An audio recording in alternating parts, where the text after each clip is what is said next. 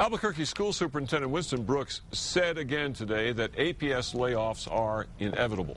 But how many people will lose their jobs is up in the air. News 13's Caitlin McCarthy is live in the Newsplex with more.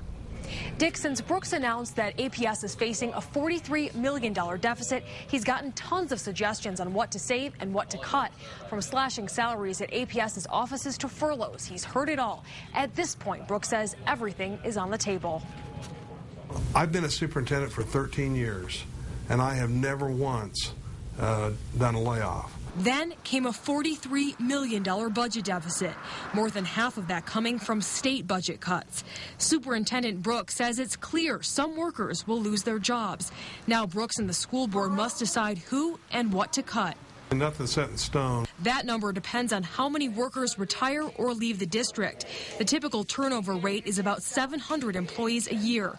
One of the proposals calls for 700 layoffs. Well, if we can count on an attrition rate of 600, that's just 100 fewer positions that we would have to cut that are due through layoffs. Right now, APS has no idea how many workers will be retiring or leaving on their own.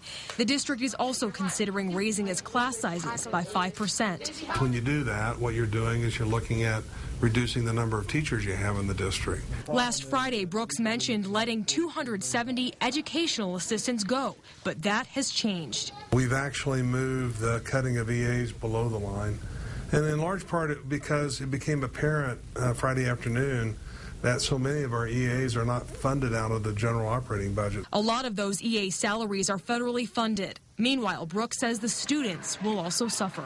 All these things that we're trying to do to make the district better, isn't free. And so it's frustrating to try to improve a school district like all of us want it improved and do it with less money. It's just really tough.